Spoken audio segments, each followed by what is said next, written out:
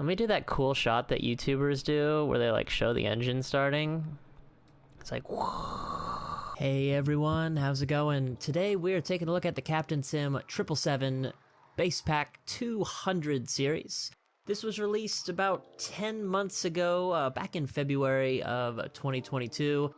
Along with the base pack, Captain Sim offers the 300 and the freighter variant of the 777. I did want to wait just a little while before I decided to purchase this product, seeing as there were a lot of negative reviews on this plane, which I'm sure any flight simmers out there that are following Captain Sim or any payware companies know that Captain Sim does not have a good reputation right now. A lot of that is probably deserved. We'll go over quite a bit, or at least as much as I've found. I've only had this plane for about 2-3 days now. I've got about 14 hours of flying in it, however. So I will go and show off any bugs, anything I found. Wanted to wait, because I was hoping there would be some updates that Captain Sim would release, and sure enough, there have been. As of the recording of this video, there have been 16 updates to the 777. With the current service pack, as they call it, being 1.8. Now, if you're wondering what the difference are between the 200, the 300, the freighter, well, the freighter should be pretty self-explanatory. The 300 is just a little longer, but it has all the animations, all of the nice things that we like, the doors, the plugs, the other animations, the hatches. So if that's something more up your alley, 300's probably for you. Unfortunately, Captain Sim makes you buy the base 200 series, which we are looking at right here, before you can purchase the 300 or the freighter. So if you wanted the freighter, for example, you're gonna be paying a minimum of $40, since each of these packs, as of right now, are $20 US. Now, with that said, Captain Sim did have a 24-hour sale over Christmas. I was able to get the 777 base pack for $9. I figured that was good, considering all we're getting is just an exterior 777, and the flight model is unfortunately still a 747.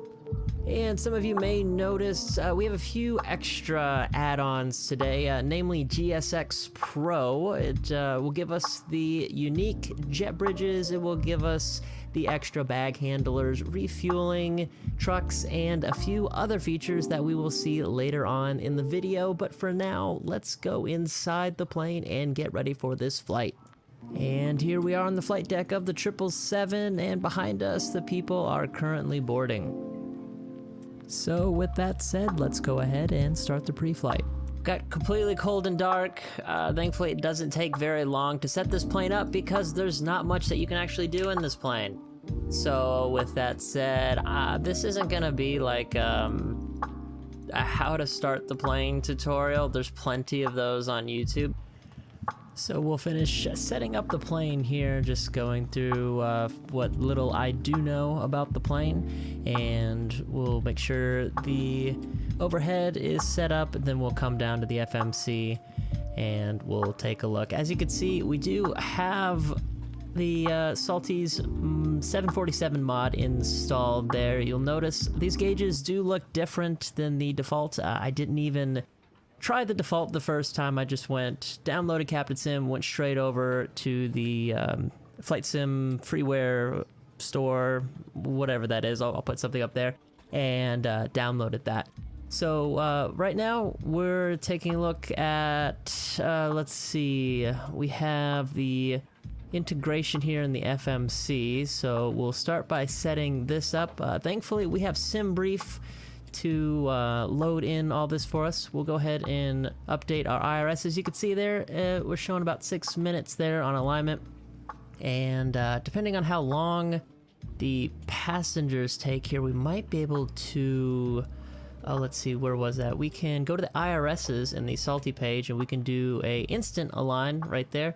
But I think 6 minutes will actually be okay, because I think it's going to take them a little while. So yeah, we will, looks like they're still loading, and we'll come back to that a little later. So let's go and back to our flight plan here in the FMC.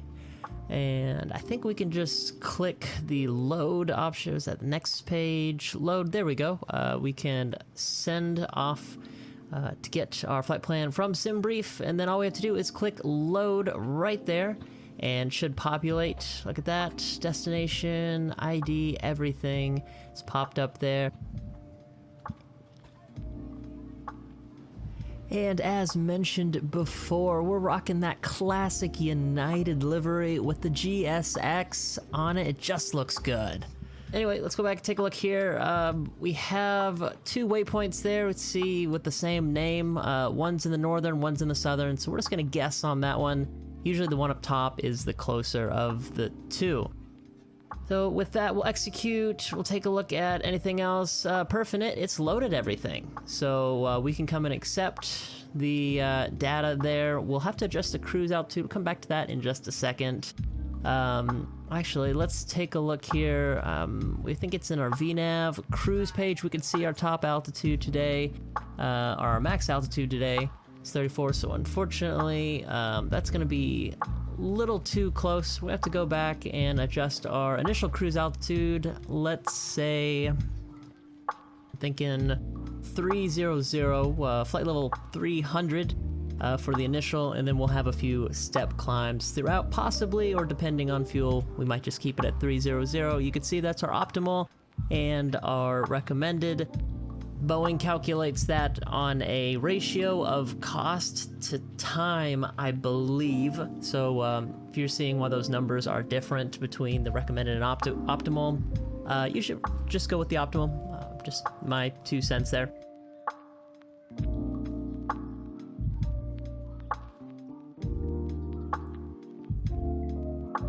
Release parking brakes. Commencing push. All engines clear. Start at will.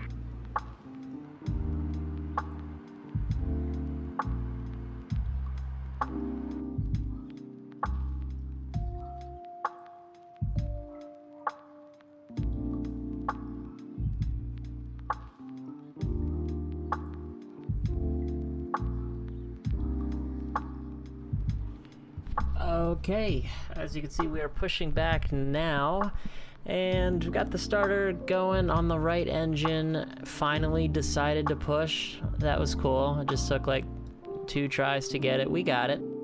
Let's see.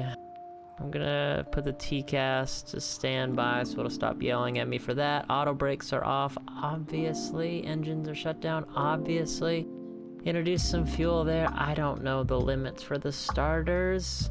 We're gonna go to terrain on there and not see anything. I still haven't figured it out. If anyone wants to shed some light on that, that'd be pretty cool.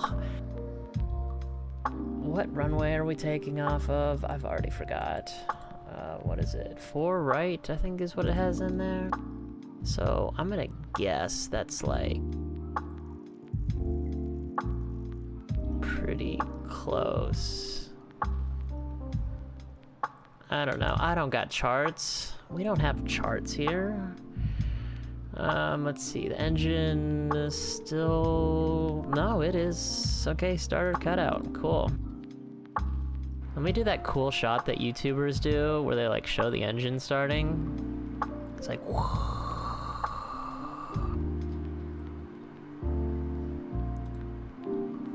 Oh wait, that's not gonna work if I don't introduce fuel. Let's try that again. Okay, take 2.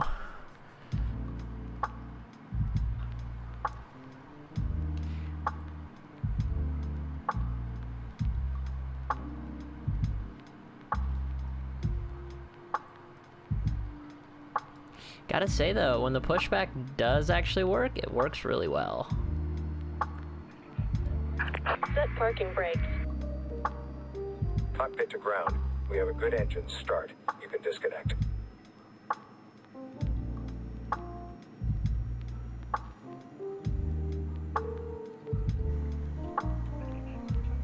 Tow truck disconnected. Bypass pin removed. Left is clear. Right is clear. And they should walk away. Yep. Oh, nope, not those. Please. There you go.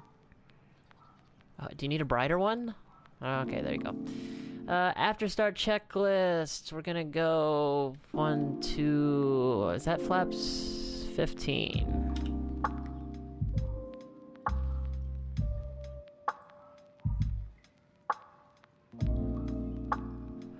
Gotta say, love the flaps. They remind me a lot of the 7.6 wing.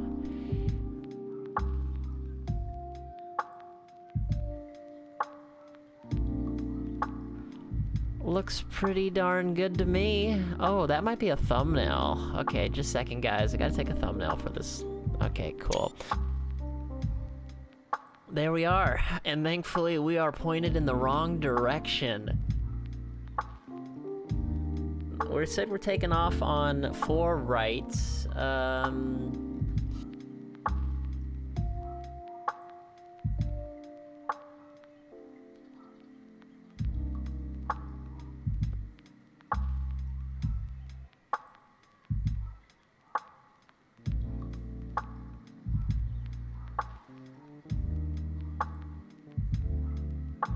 Okay, so taxi plan today, because we don't use ATC, because they're the big dumb.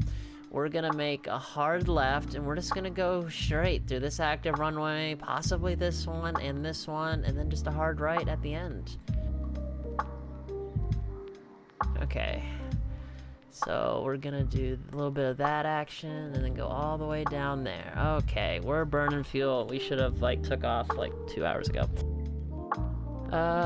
Yeah, okay. Taxi light is on. They said left and right's clear. That's good. We'll turn off the APU. It's probably good enough. I think with these engines, the residual thrust is, like, pretty intense. So, I'm gonna set this. Okay. Brakes are off. Yeah, let's go. There's a lot of power. There's a lot of freaking power. So, I just barely crack the throttles and it starts going. Very cool. So, I'll probably speed this up because, like, come on, who likes watching this?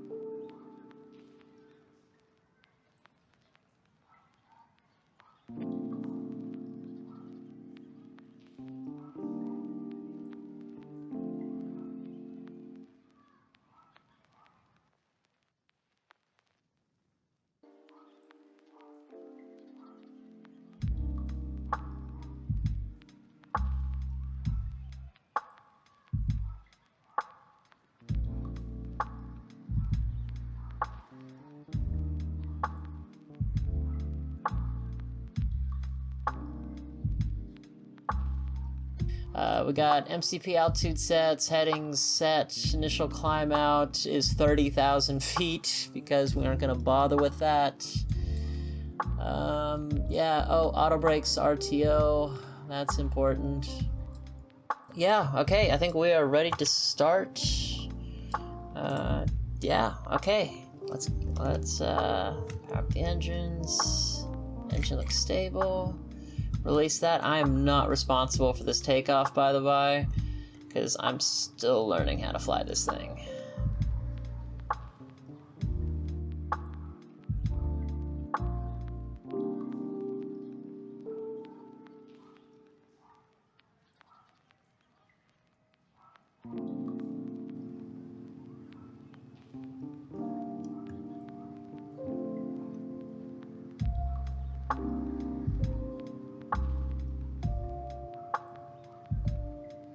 V1. Oh, okay, stay on the runway. Okay, lift that nose up. Come on, come on, come on. There we go. Positive rate. Gear up.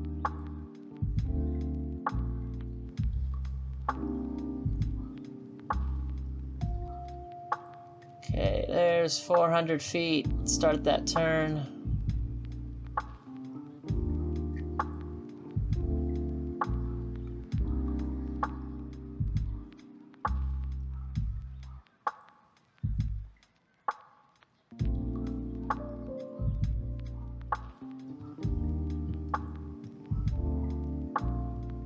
I don't think we're supposed to overfly downtown, so I'm gonna kind of shoot for, what, like a 100 heading? Something kind of close to that. Let's take a look outside. Yeah, who needs to watch inside? Let's look outside. That's what you guys want to see. Like, come on. We are still hand flying, by the way.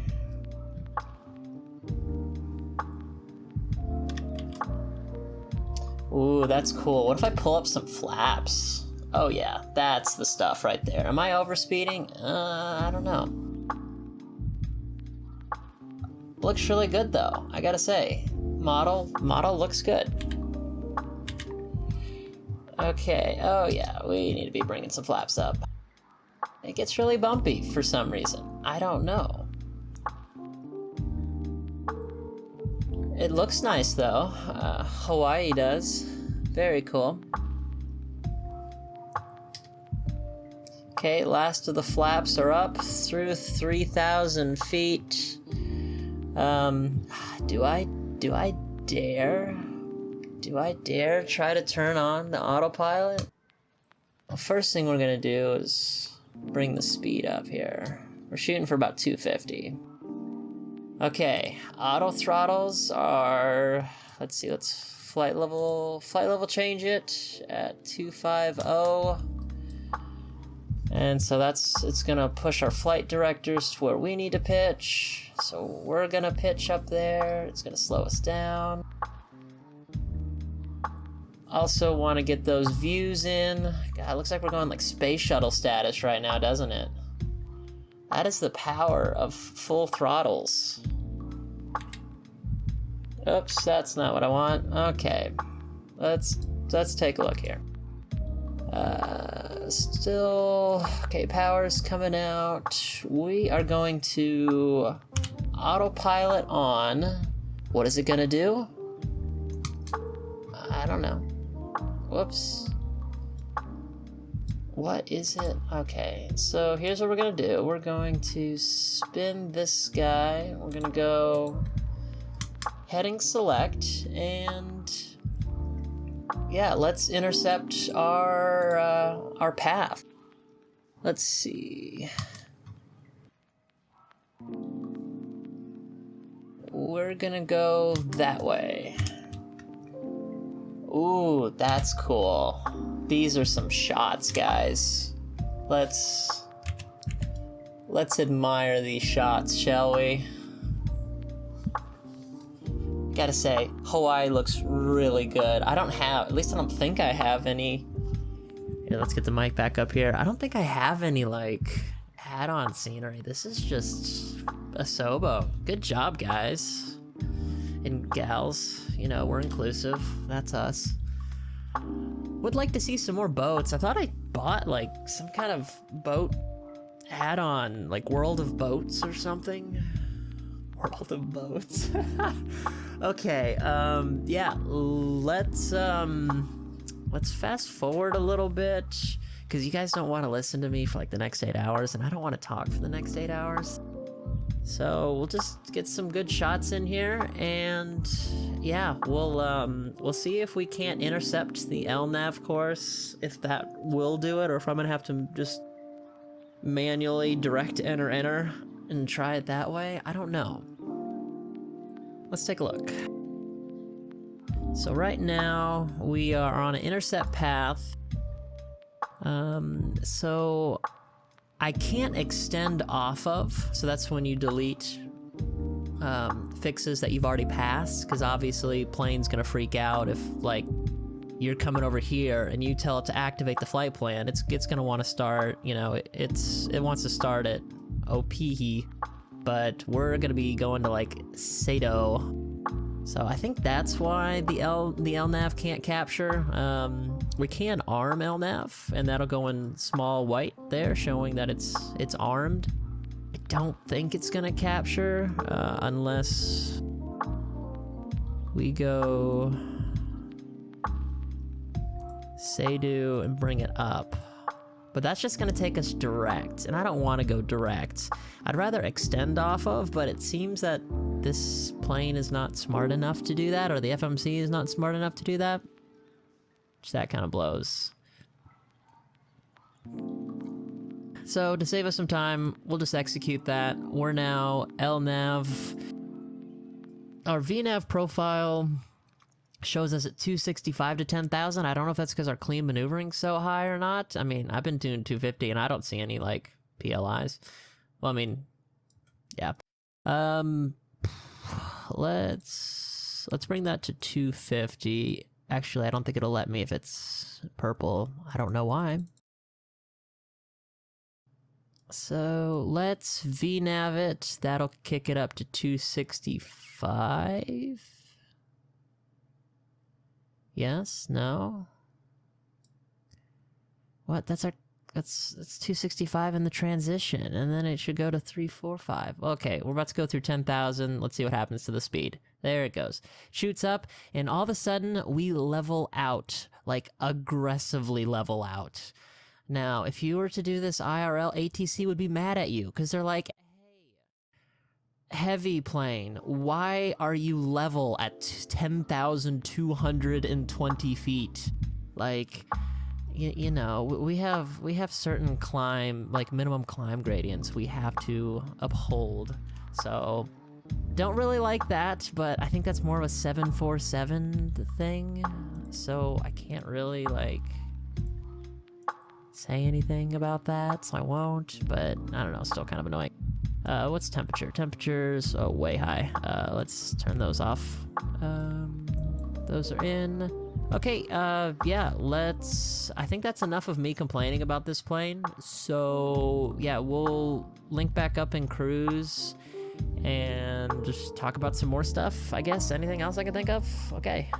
Okay, here we are up at cruise, 30,000 feet. I'll just go through some of the quick things I've noticed on here that I don't really like. One, auto throttles are kind of slow in the upper altitudes, usually 5 or 6 knots slower than what they should be. A little annoying, not terrible.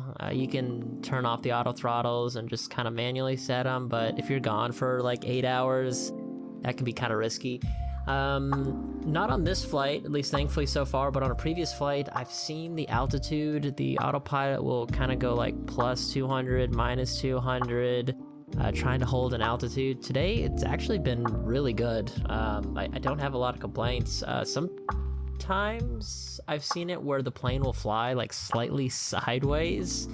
Like we'll just be in like a constant like 3 degree bank, and we'll be centered with the rudder. I don't know what it was. Maybe that was just that flight, but I've seen little quirky things in the flight model. Again, I don't know how much Captain Sim edited the flight model, so I don't know if this is default 747 logic or if this is Captain Sim. I don't think they did much, but I mean, I wasn't there when it was built, so.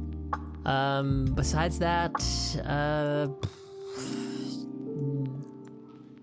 nothing else internal I think I've seen. We're gonna stay at 30,000 feet. It shows us optimal at 32 with a max still 34, so we're gonna stay. Those numbers are both gonna go up as we burn through the fuel. Right now we're only feeding off the center tanks. Once those get depleted, we'll turn those off. We'll get some low pressure lights, which is cool. I've noticed that there is a fuel in center or something along those lines, ICAST message. I don't know if there's supposed to be a like no fuel in center light or if that's just like a one-time thing on the ground just to like let the pilots know. I'm not familiar with the 777 system, so I'm not gonna count that as like a pro or con. That's pretty much it on the interior. Like I said, we're just cruising. We've shown 6 hours and 44 minutes until we get to New Zealand. Other complaint, my engines don't turn. The fan blades specifically just kind of stop turning once. I mean, I'd have to like record it and just watch and see when it stops, but like they'll turn on takeoff and they'll turn on the ground. They just like up at cruise, they just decide to stop. So that looks kind of weird. Model looks nice, so, and we still get the little like heat effect. If I can, there you go, you can kind of see that. So you still get that, it's just the blades don't turn. I don't know, that might just be a me thing. I might have to reinstall it, but, and that's all I have for the cruise portion. And we are back. I had to reload the flight. It seems that it did end up crashing. I think it was actually something wrong with my driver, so we restarted. We are back about 40 miles from the top of descent. Seems I restarted and the engines now spin in the air, so that's cool. I don't know if that's just like eventually they stop or whatever. Anyway, we are preparing to start our arrival into New Zealand here. Still planning 2-3 left, I believe. With our top of descent coming up, we're just gonna go ahead and do a quick housekeeping here. Auto brakes. We aren't gonna arm the speed brakes because we're gonna see how the VNAV handles this arrival. We have multiple step-down fixes, and we know it is taking those into account with the top of descent. We are on VNAV path, so we know the plane at least knows where we are. We have our cruise altitude set at 30,000. We're at 30,000. We will see, however, if we need to use speed brakes. It seems that every time I've done an arrival, I have needed to use speed brakes. Not a huge deal, but it can be a little annoying when you're trying to arm everything. You're getting close to landing and you forget about the speed brakes and you put them back, because there are 2 sections. This is the fully stowed and then armed. You'll get an ICAST notification with a speed brake armed right there. We're gonna leave those unarmed, and usually when we put the gear down, we'll arm the speed brakes. We'll just try to remember to do that. We have auto brake set to 2 today. I don't have any charts for the arrival or the approach, and I'm kind of too lazy to look those up, so we're just going to rely on the FMC. So let's take a look. We're gonna go into the nav radio. We see it has 2-3 left tuned in there. Hopefully the right frequency.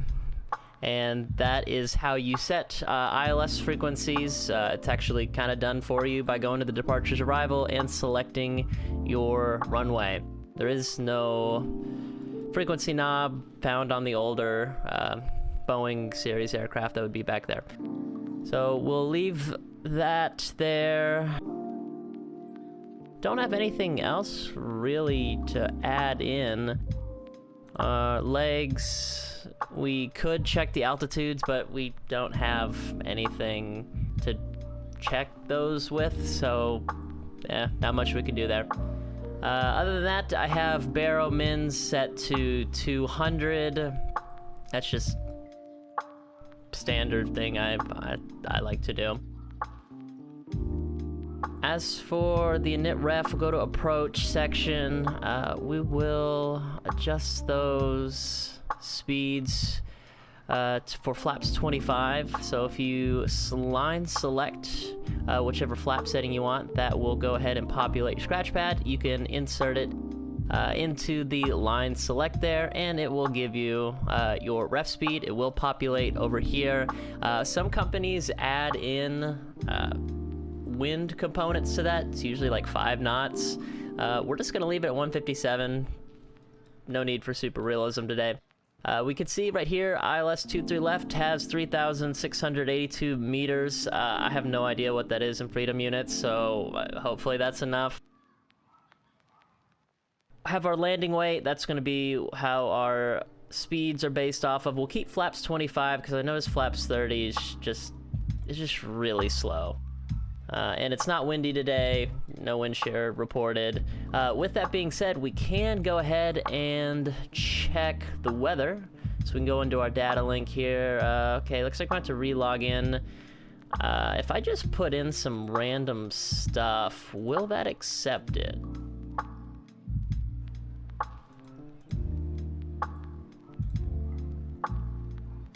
Okay, yes it does.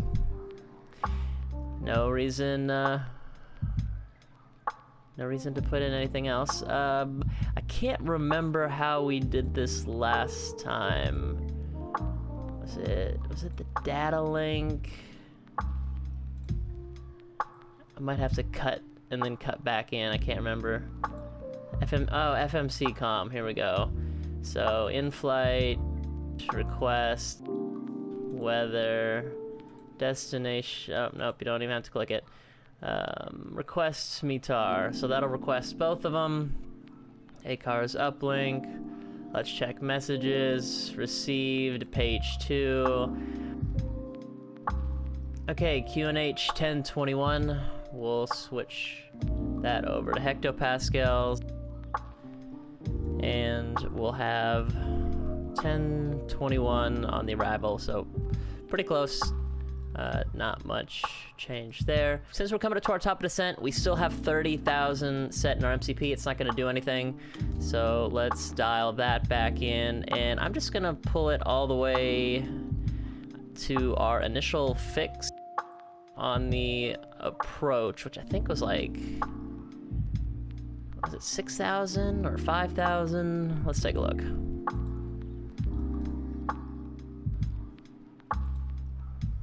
4,000, looks like 3,000.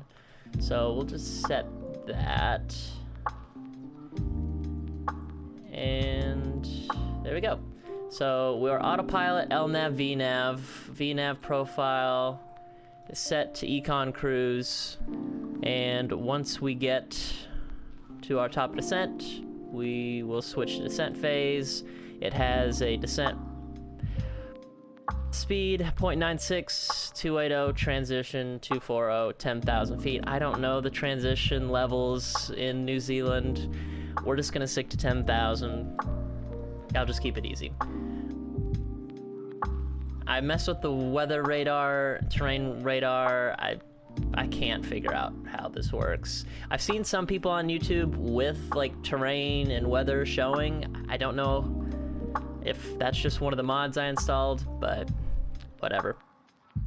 Anyway, we'll keep it on weather to pretend like we're doing something.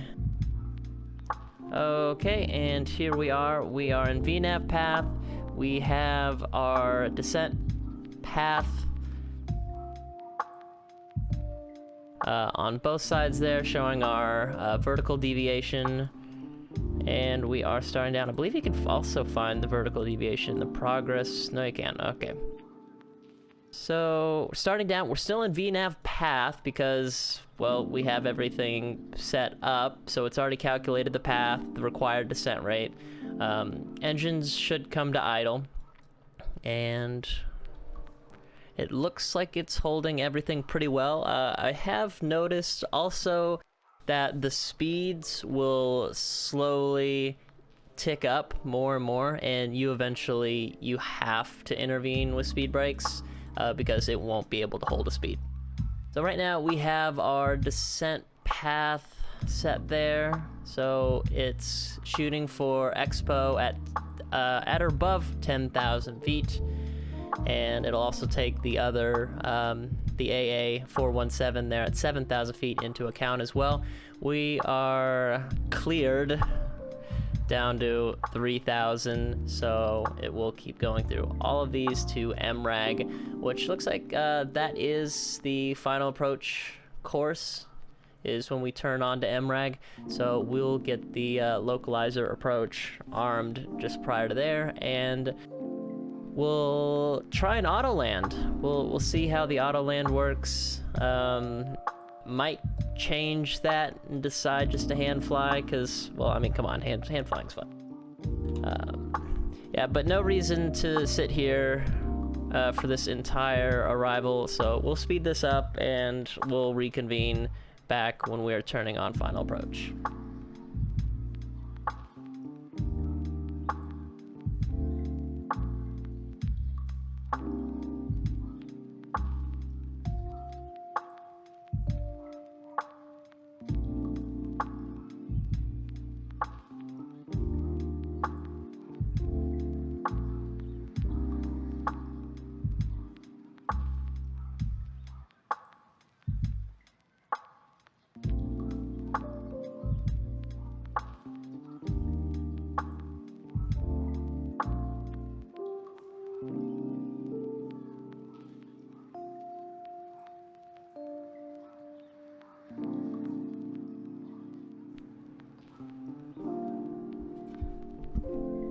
And now we're passing through 10,000 feet. You can see it went from 270 to 240 in the 10,000 foot transition, and just due to our weight and descent path, it's just way too steep, and the plane just cannot slow down. It has to choose either to keep one or the other, either the vertical path or the speed, and it takes the path for precedence right now. So we can still see that, although it transitioned to the approach mode, we still have our vertical deviation path over there. So now I'm going to introduce speed brakes here. We're just going to go full that, and I will say speed brakes work very effectively. So while it's doing that, I'm going to go ahead and arm approach mode, because apparently there's a bug where if you just set the localizer and not the approach, it won't intercept. So we'll just keep it set to both, and hopefully looks like we'll be above the glide slope, so that's going to be a little interesting.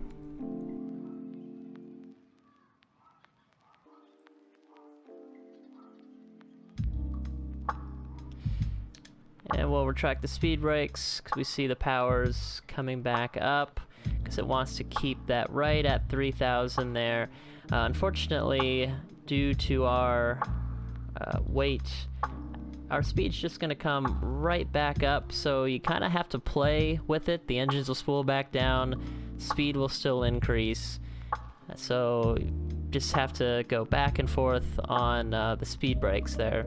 So we'll go into manual selection of our, we'll go speed intervene. Let's do 210 initially, and we'll do some speed brakes. First notch of flaps can be set in at 265. I like to give about a 10 knot buffer and trending down. So first notch of flaps can come in now. And hopefully we should intercept the glide slope right at MRAG. And below 245, we'll go second notch. We're at flaps 5 now. Once you get down on the glide slope, you know, standard 3-degree glide slope is what we're used to. I don't know what it is here on 2-3 left, but you have to have some flaps down, otherwise you're just going to speed up going through the glide slope. And let's bring the speed brakes back. You don't want your speed brakes out and your power. If both of those are, or if those are opposite of each other, you're doing something wrong here. So we're gonna bring the speed back to about 200, just to help it out a little bit more. Looks like flaps 15 is 230. So I'm gonna give it just a little bit of buffer, and we will go flaps 15. So it looks like it's placarded at 230, but that's not what the air data computer is indicating. So anti-ice is on. Oh, yes, anti-ice is on. It does not need to be on. Through 10,000, turn those on. Let's say we're cleared for the approach and we are cleared to land. So it looks like we're gonna be below the glide slope. So I'm gonna do 2,000 and we'll see if it intercepts. So we have localizer and glide slope armed. I'm gonna slow down to about 180. It looks like localizer and glide slope are captured, missed approach altitude. We'll just call it 3,000 for fun. We'll go gear down, flaps 20. Ooh, we are right on that line with that speed. But a nice, beautiful evening into Auckland. We're gonna go ahead and put up our shade as well. We've got 3,000 feet set on the missed approach altitude. We have glide slope capture that will ignore any hard altitudes set. Now the auto throttles are trying to figure out their life. So we'll go right through the 3,000 feet. It won't capture or stop there since glide slope takes precedence. And looks like our final approach fix, we'll say we're inside it now. We'll just start slowing down nice and early. Our VREF speed is set to I believe it was 157. Yep, 157, so we'll do that. We'll go flaps 25, landing checklist, landing gear, down, speed brake, armed, flaps 25, final setting, landing checklist complete. Runway is in sight. We are still well above our 1,000-foot VFR stabilized approach criteria. Everything else up there looks good. Passengers are sitting down, hopefully. If not, well, it's not my problem anymore. Okay, auto brakes, good. Speed brakes showing armed. Final checks. Make sure to look outside. Never look at the runway. Why would you look at the runway? There's so much nice stuff to see out here. Okay, and the autopilot and auto throttle are both still on. I am not touching the plane at all. I just want to see how this auto land works. We don't have an ASA indicator to show Cat 1, 2, 3 status, so I'm just gonna assume this is a Cat 3 and we'll see if it'll auto land. And I'm gonna try to be quiet here and let the Jip Whiz do its call outs, and you can just monitor the glide slope and localizer and just see how well the plane tracks.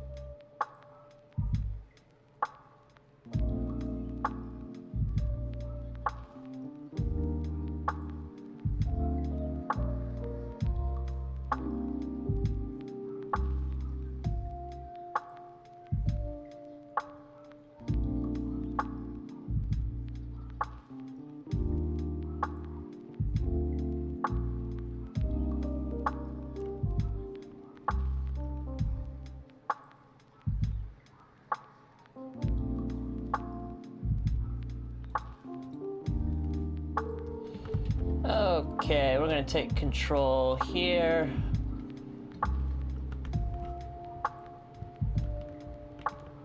Oh, come on. Still within the touchdown zone. We'll call it a win.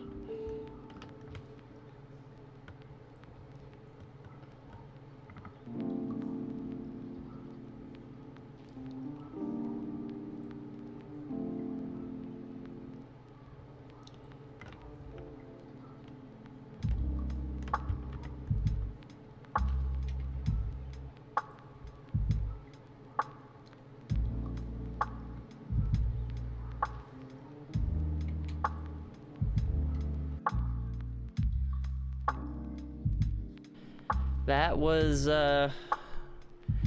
the auto land system. Looks like it would have had us in the grass there had I not disconnected the autopilot. Probably should have done that a little sooner, but we did touch down in the touchdown zone, albeit barely. Don't think our touchdown rate was too bad either.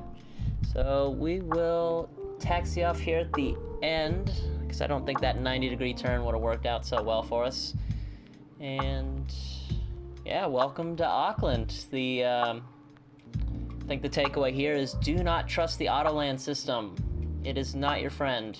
Well, at least the last 500 feet or so.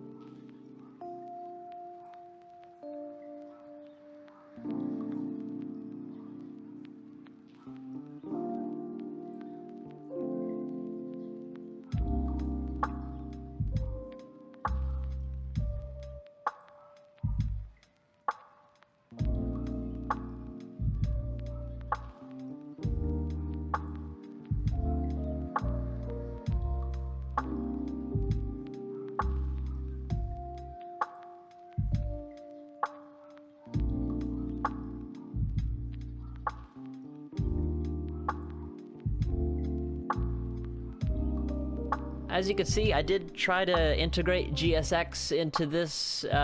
Clearly, I don't know how it works, or it's broken. I'm probably just gonna say I don't know how it works. Tried to request a follow me car, as you saw. Didn't want to do. Oh, hey, there's our follow me car. Oh, my man's. What are you doing? You know what? Probably helps if I stop the plane. So I'm gonna stop the plane and see if this car is indeed for us. Because I think he's trying to figure out his life over there. Would really be cool if he came over to us. So let's see what happens. And let's not blind the poor guy.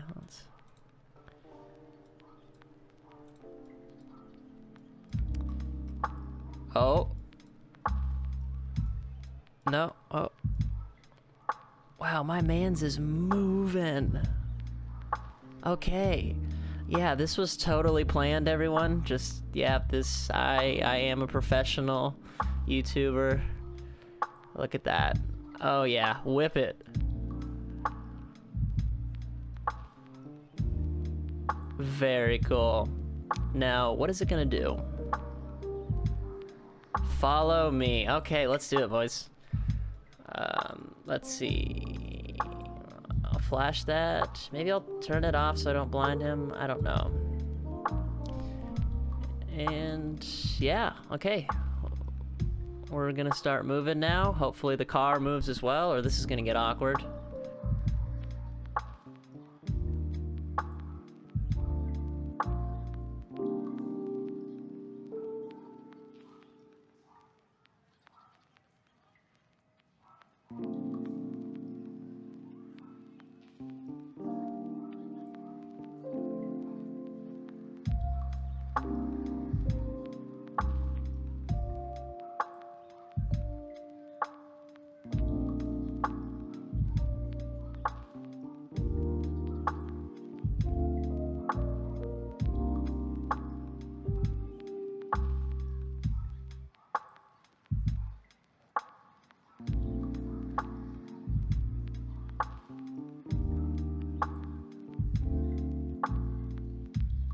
Yeah, that's good enough, right? Oh yeah, he's done. He is done for the day. Sorry, I was blinding you guys. Anyway, there we are. Welcome to Auckland. Local time is, I don't know, late. Get those packs off since we have the APU off. We'll get the fuel switches off. Those are cut off, and okay. Good job, GSX. Are you gonna like do anything else? Like, yeah, parking was pretty good. Was a little confused on where the line was, and there was two of those guys, but overall, I think it worked out well. I'll probably do like a GSX, maybe a review video. I'm not a reviewer. Well, we'll do it anyway. Okay, menu, what do you got? D-board? Hey, hey, hey.